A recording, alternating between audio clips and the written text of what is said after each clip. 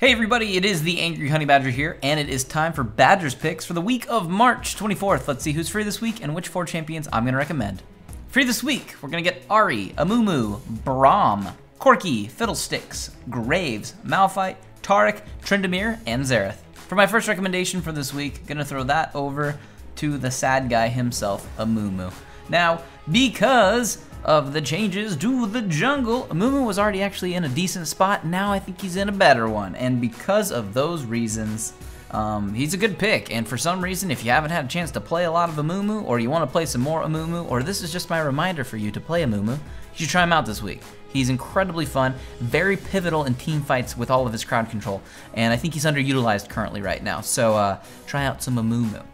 My next recommendation for this week, I'm going to throw this one out to, you guys heard me talk about in the LCS Weekly, probably one of my favorite, and I think one of the strongest ADCs right now, of course, that would be Surprise Attack Corki. Now I know Graves is in the lineup, and I think Graves is also up there right next to Corki right now, but I like Corki a little bit more because once you finish the Trinity Force on Corki, he's literally just devastating in anything that he does. All of his abilities are gonna benefit from having a Trinity Force and getting your autos off in between those rockets and those phosphorus bombs, just everything. He's just a mid-game nightmare in my opinion, and obviously you need to get the Triforce before 25 minutes or else you're way behind.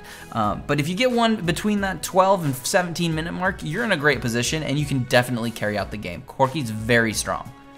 My next recommendation for this week, I'm going to throw that one to Xerath. We've seen him on and off in LCS play and just in general throughout the game. Still think he's in a fantastic position. His long-range poke is still second to none when it comes to clearing out minion waves and kind of staying safe on the back line dealing damage. You need to make sure that you do deal that damage on the back line.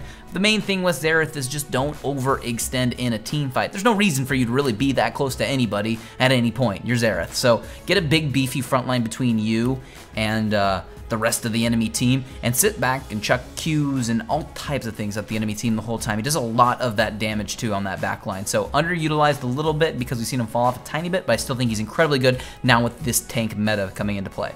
And as for my final recommendation for this week, actually gonna go ahead and give that one over to Ahri. Now I know I just did another mid laner a second ago, but Ahri's actually still in a good spot. I know she's seen some what they were thought was just straight up nerfs, which a few of them turned into be buffs with the movement speed when she launches her Q.